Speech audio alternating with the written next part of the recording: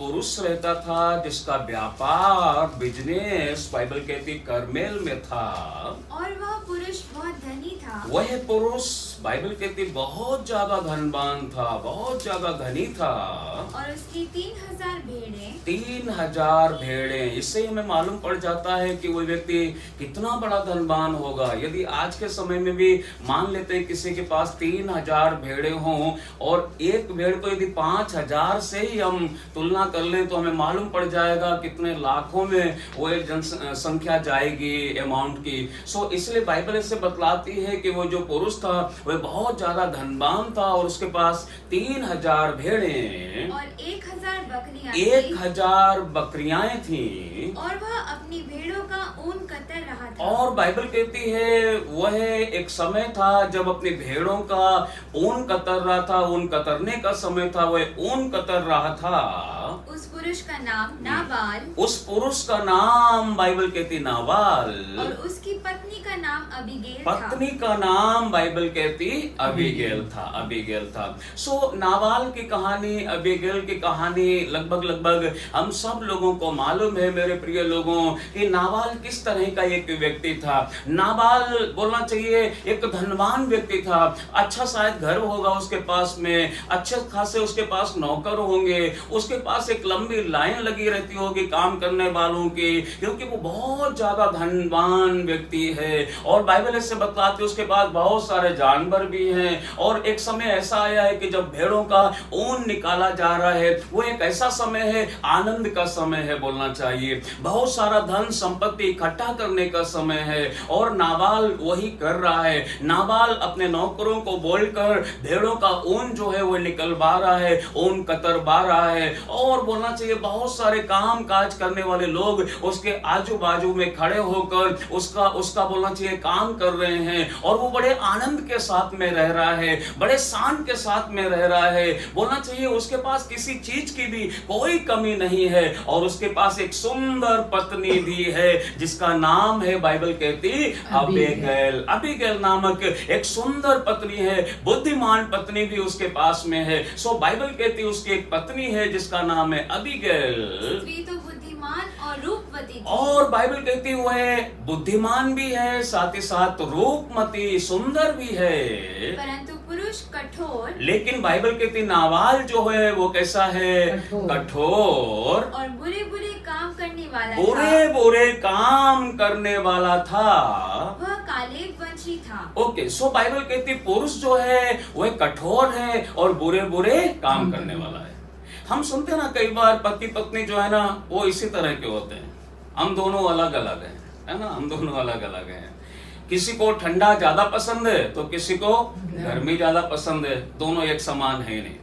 किसी को खाने में कुछ चीजें पसंद हैं तो किसी को खाने में वही चीजें पसंद नहीं है। दोनों अलग अलग हैं। यहाँ पर भी यदि हम इस स्टोरी में देखें तो यहाँ पर जो पति पत्नी का स्वभाव बताया गया, पति पत्नी का जो व्यवहार बताया गया, पति पत्नी का जो जीवन बताया गया, वो दोनों बहुत ज्यादा अलग अलग हैं। बाइबल ऐसे बतलाती है। नाबाल के विषय में बाइबल कहती है वो धनवान तो है, वो पैसे वाला तो है, लेकिन उसका स्वभाव अच्छा नहीं है, उसका व्यवहार अच्छा नहीं है, उसका बोलना चाहिए चाल चलन अच्छा नहीं है, क्योंकि बाइबल कहती है वह बुरा मनुष्य है, कठोर मनुष्य है। हो सकता अपने सेवकों से भी वो अच्छा व्यवहार नहीं करता होगा, हो सकता अपनी पत्नी से भी वो अच्छा व्यवहार नहीं करता होगा, हो सकता अपने रिश्तेदारों से भी वो अच्छा व्यवहार नहीं करता होगा।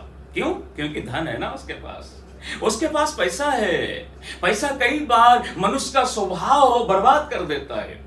धन जो है कई बार मनुष्य का जीवन बर्बाद कर देता है। उसके अंदर घमंड आ जाता है, उसके अंदर बुराई आ जाती है, क्योंकि बाइबल भी कहती है पैसा बुराई की जड़ है। जब पैसा बढ़ता है तो बुराई बढ़ती है, पैसा बढ़ता है तो कई चीजें गलत रूप से बढ़ जाती हैं। तो बाइबल इससे बतलाती है नाबाल जो है वो एक कठोर मनुष्य है और बुरा मनुष्य है, लेकिन परमेश्वर का धन्यवाद हो उसके पास एक सुंदर पत्नी है और बुद्धिमान पत्नी है। और मैं समझता हूं वह पत्नी परमेश्वर यहोवा का भय मानने वाली पत्नी है, परमेश्वर का आदर करने वाली पत्नी है, और इसीलिए वह अपने पति का भी आदर करने वाली पत्नी है। भले ही उसका पति कितना भी बुरा क्यों ना हो, उसका पति जो है कितना ही गलत क्यों ना हो, तो भी वह पत्नी क्या करती है? अपने पति का आदर करती है।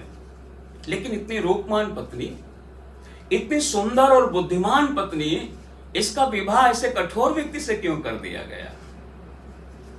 इतने बुरे व्यक्ति से क्यों कर दिया गया? बाइबल ऐसा कुछ कारण तो नहीं बताती, लेकिन हो सकता है कि जो रूपमान पत्नी है और रूपमान जो स्त्री है, बुद्धिमान स्त्री है, उसके पिता ने हो सकता है एक जवान लड़के को देखा होगा, हो सकता है उसने उसकी धन संपत्ति को देखा होगा, हो सकता है उसने उसके पास बड़े घर को देखा होगा, उसने उसके जानवरों को देखा होगा, भेड़ बकरियाओं को देखा होगा, वो तमाम चीजों को देखा होगा, इसीलिए उसने अबीगैल का विवाह उस व्यक्ति से कर दिया जो बुरा था, जो कठोर था। मेरे प्रिय लोगों, हो सकता है स्त्री के पिता ने या परिवार के लोगों ने ये नहीं देखा कि ये लड़का अच्छा है, इसका स्वभाव अच्छा है, इसका व्यवहार अच्छा है कि नहीं है, परमेश्वर का भय मानता है या फिर नहीं मानता है, लेकिन उन्होंने बाहरी रूप को देखा, धन दौलत को और घर को, भेड़ बकरियों को, अन्य कई बातों को देखा, लेकिन परमेश्वर का स्वभाव है कि नहीं है, वो नहीं देखा, और इसीलिए क्या कर दिया? विवाह कर दिया, विवाह कर दिया।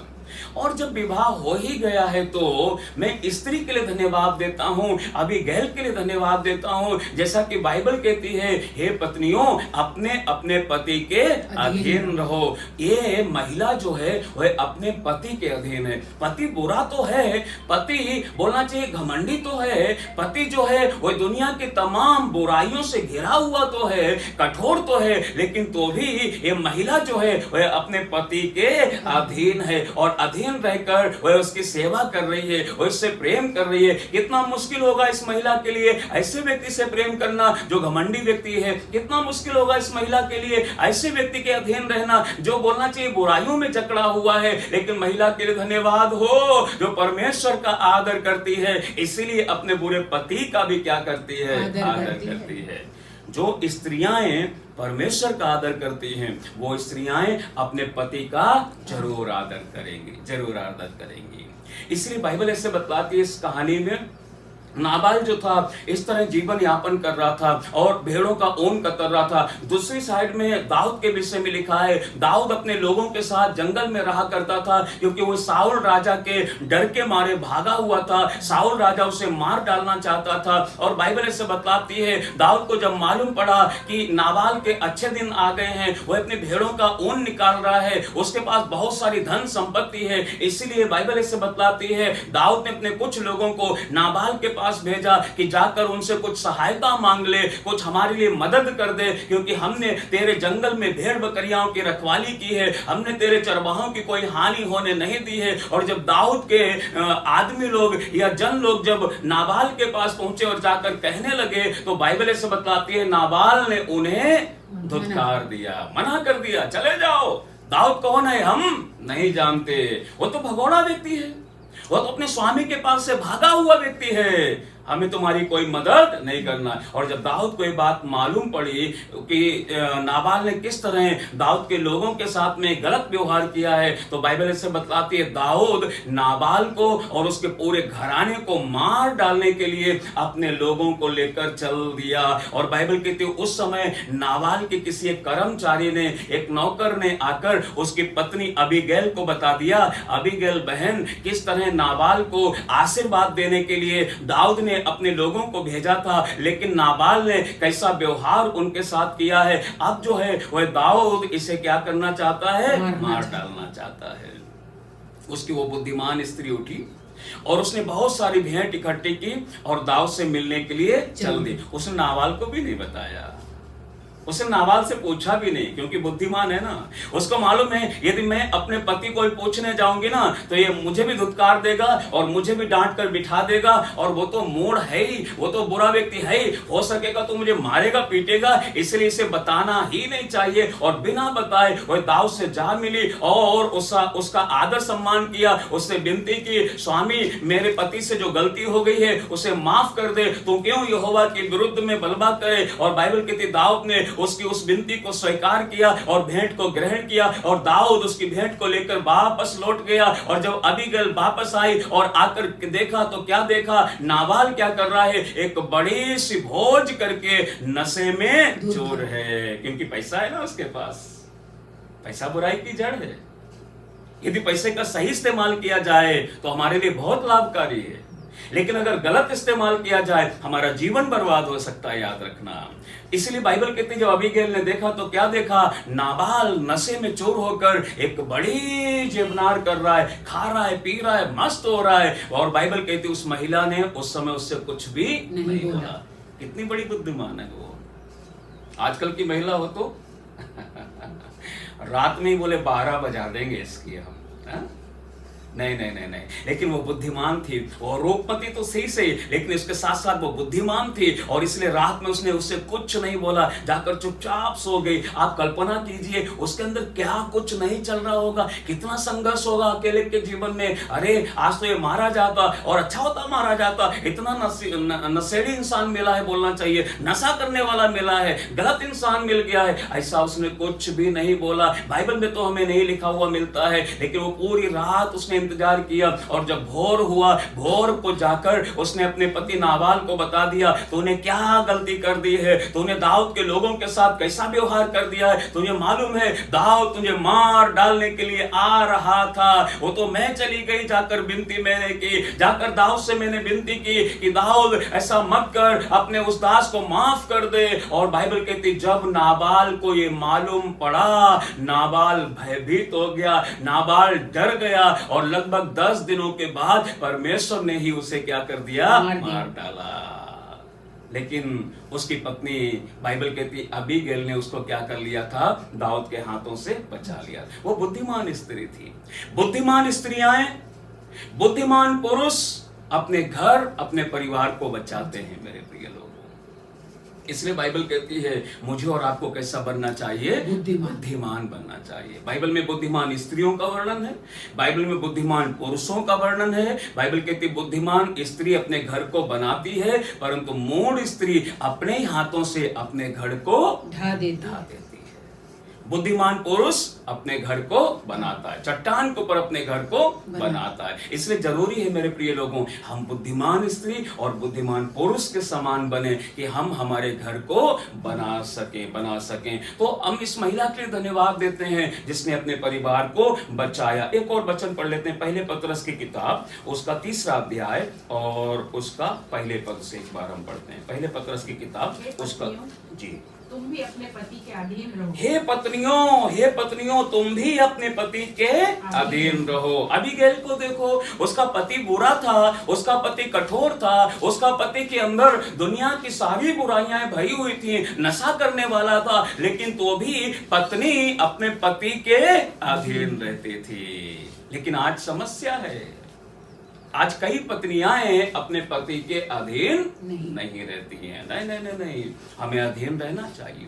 हो सकता हमारा पति हमसे ज्यादा समझदार नहीं होगा, हमारा पति हमसे कम पढ़ा लिखा होगा, लेकिन तो भी परमेश्वर ने उसे हमारे जीवन में पति के रूप में दिया है, और हमने परमेश्वर के सामने उसे अपना पति स्वीकार किया है। वह हमारा सिर है, इसलिए हमें उसके अधीन रहना चाहिए। और बाइबल कहती है पतियों अपनी अपनी पत्नियों से प्रेम रखो, दूसरों की पत्नियों से नहीं। कई बार पति लोग दूसरों की पत्नियों से ज्यादा प्यार करते हैं। माफ कीजिएगा मुझे, मैंने कई लोगों को बोलते हुए सुना, भाभी जी आप क्या खाना बनाते हैं। भाभी जी के खाना की तारीफ नहीं हो रही है। इसलिए सावधान रहना चाहिए। हे पतियों अपनी अपनी पत्नियों से क्या करो, प्रेम करो, और हे पत्नियों अपने अपने पति के अधीन रहो। देखो अबीगैल को कैसे अधीन रहते थे मेरे प्रिय लोगों। बुरा पति था लेकिन तो भी अधीन। जब पति और पत्नी बड़े समझदारी के साथ चलते हैं तब उनके रिश्ते लंबे चलते हैं।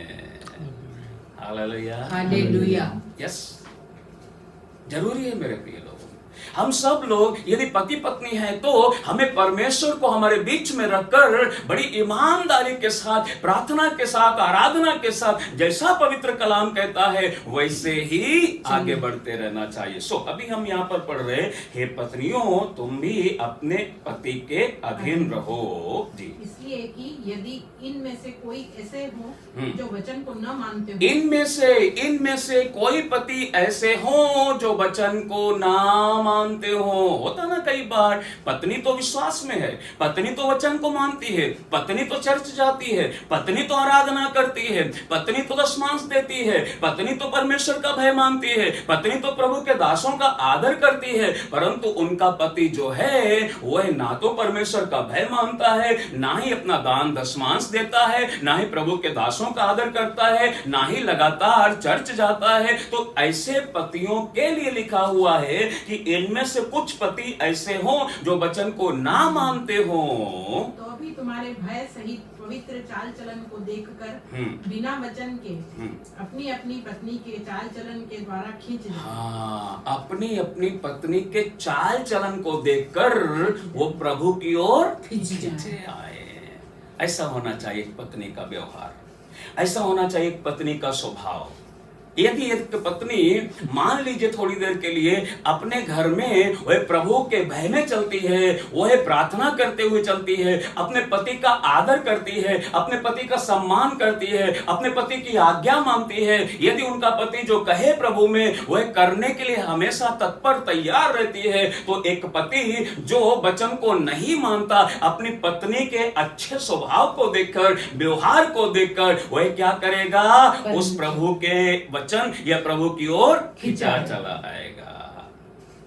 कई बार ऐसा होता है, मैंने देखा है हमारी कलीसिया में भी कई से परिवार आते हैं, बहुत सारी जगहों में आते हैं कि प्रार्थना तो खूब करती हैं बहन लोग, वचन खूब पढ़ते हैं, गवाहियां खूब देते हैं, आराधना खूब करते हैं, लेकिन उनके पतियों को 10-10 साल हो गए, 20 साल हो गए, 5 साल हो गए, अभी तक प्रभु में खींच कर नहीं ला पाए। और जब मैं उनसे बात किया तो मैंने बोला भाई आप आते नहीं, अरे सर क्या है, आपको नहीं मालूम है ये घर में क्या बवाल करती है।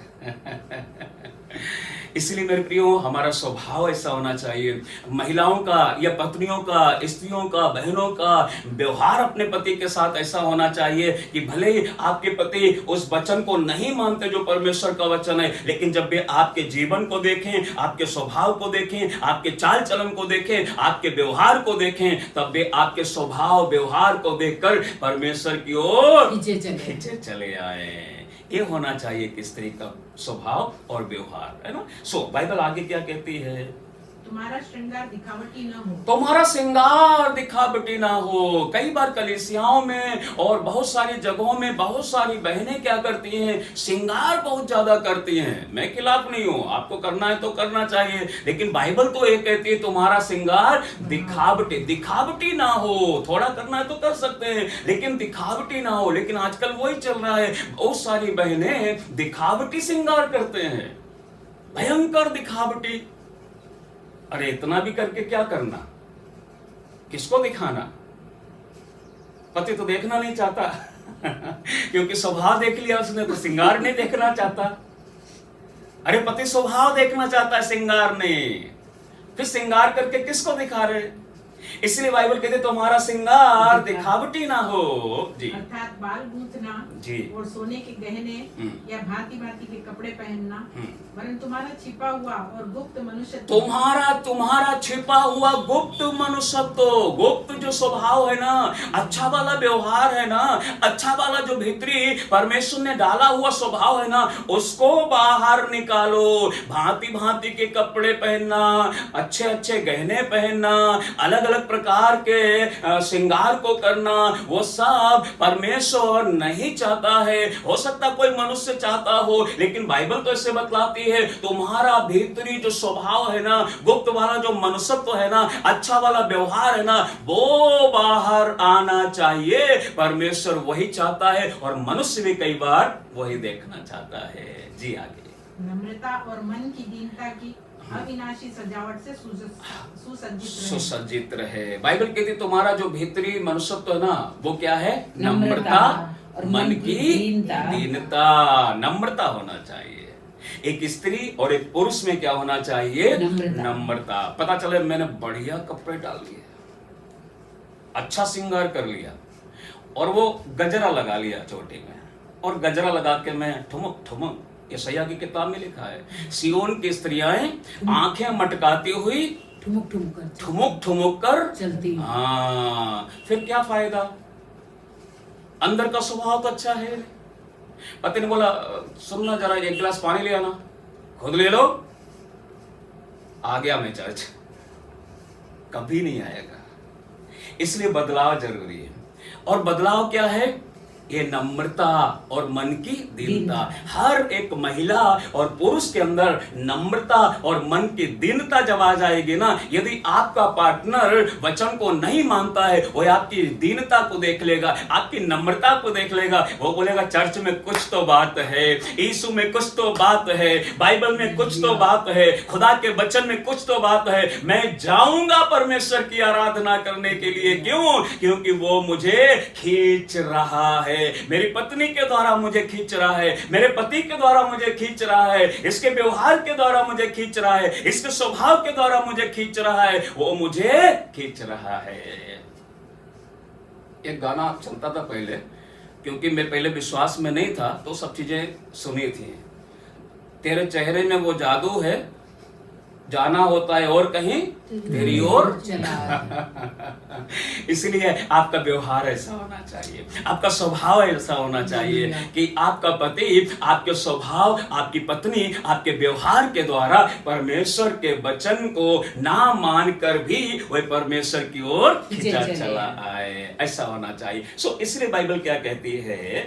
क्योंकि परमेश्वर की दृष्टि में इसका मूल्य बड़ा है। परमेश्वर की दृष्टि में आपके श्रृंगार का मूल्य बड़ा नहीं है। परमेश्वर की दृष्टि में आपकी दीनता और नम्रता का मूल्य जो है वो है बड़ा है। आप क्या परमेश्वर को दिखाना चाहते हैं? श्रृंगार करके या दीनता और नम्रता लाकर? क्योंकि परमेश्वर की नजर में आपके श्रृंगार का मूल्य बड़ा नहीं, परंतु परमेश्वर की नजर में आपकी दीनता और नम्रता का मूल्य बड़ा है। पूर्व काल में पवित्र स्त्रियां भी जो परमेश्वर पर आशा रखती थी, अपने आप को इसी रीति से संवारती। पूर्व काल में स्त्रियां भी जो परमेश्वर पर आशा रखती थी, बाइबल कहती वो अपने आप को इसी रीति से संवारती थी। कैसे संवारती थी?